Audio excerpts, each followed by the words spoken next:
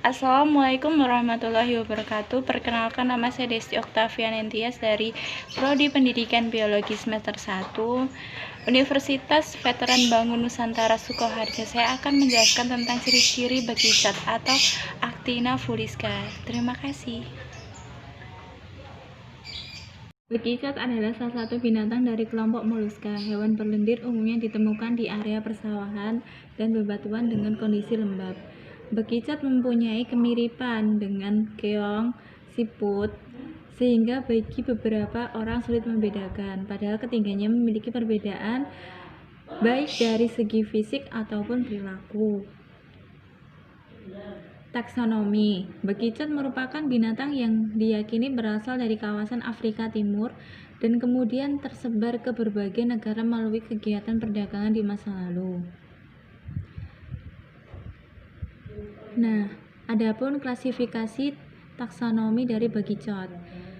Kingdom Animalia, filum Mollusca, kelas Gastropoda, ordo Citrotopora, famili Achatinae, genus Achatina, spesies Achatina fuliska. Morfologi. Seperti telah disebutkan bahwa bekicot sebenarnya adalah keong darat yang hidup di area lembab. Binatang ini berbeda dengan kelompok gastropoda lainnya karena memiliki sistem pernapasan dengan menggunakan filum tipis yang dilengkapi pembuluh kapiler. Sementara gastropoda lainnya menggunakan Canidia atau sejenis insang. Bekicot adalah kelompok moluska yang memiliki ukuran tubuh paling besar di antara yang lain. Morfologi tumbuhan bekicot juga dapat dibagi menjadi dua bagian, yaitu struktur cangkang dan tubuh yang lunak. Secara umum, berat badan bekicot sekitar antara 150-200 gram dan panjang tubuhnya mulai dari 90-130 mm.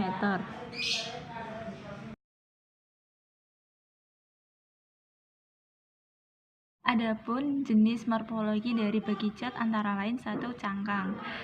Cangkang bekicot umumnya berbentuk mempunyai tabung kerucut yang jika dilihat sekilas mirip konde.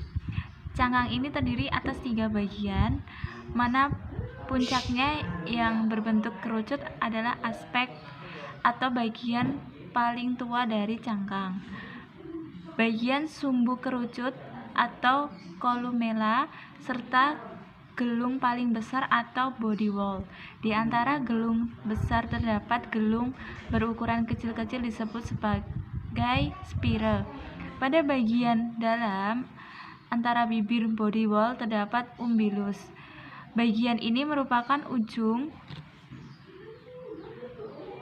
dari columella yang secara fisik berbentuk celah sempit atau lebar dan dalam. Sedangkan cangkang umbilicusnya tertutup disebut imperforate. Apabila dihitung, terdapat 7 putaran bagian cangkang bekicot yang berbentuk spiral dengan warna coklat serta memiliki bercak warna gelap.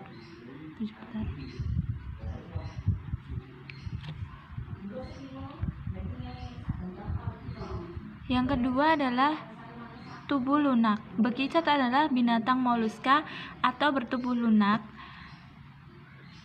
Tidak mempunyai tulang belakang. Bagian tubuhnya lunak terlindungi oleh cangkang dan pada waktu tertentu dapat bersembunyi dalam cangkangnya.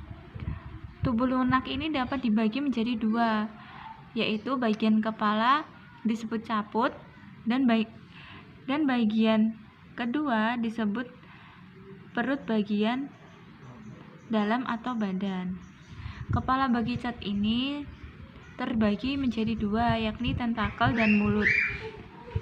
Tentakel dan mulut berukuran panjang dan pendek, sementara bagian mulutnya meski tidak terlalu kelihatan namun dapat diraba untuk mengetahui secara jelas. Bagian mulutnya dapat diraba untuk mengetahui secara jelas. Yang pertama adalah potorestor atau tentakel panjang dan berdiri tegak. Bagian ini terdiri atas sepasang dan fungsi sebagai penerima rangsangan cahaya. Jadi di sini dan di sini.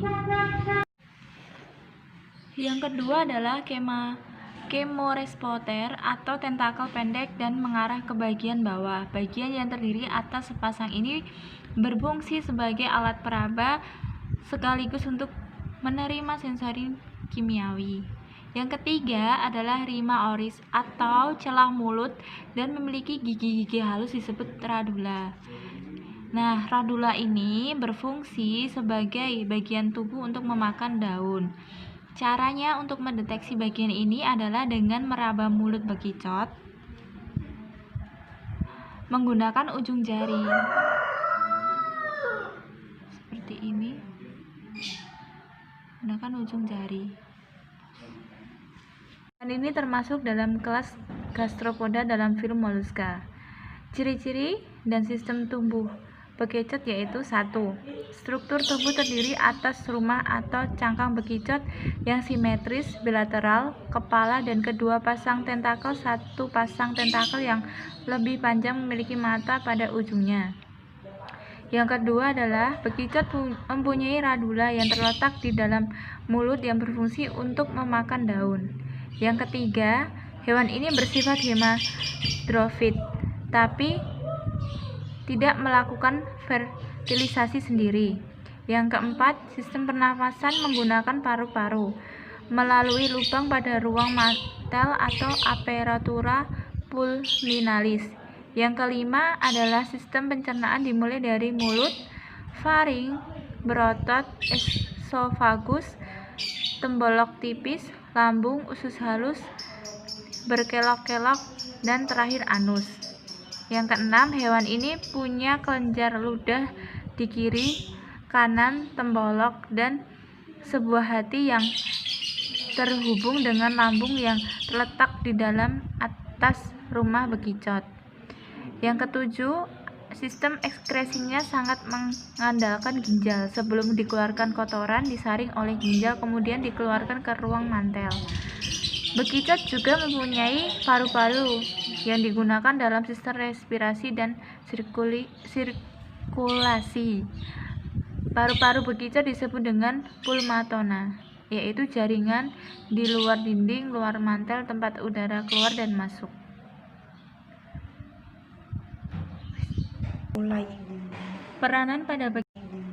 Peranan pada bekicot umumnya sebagai parasit dan tidak boleh dipelihara dan bisa dikonsumsi pada manusia.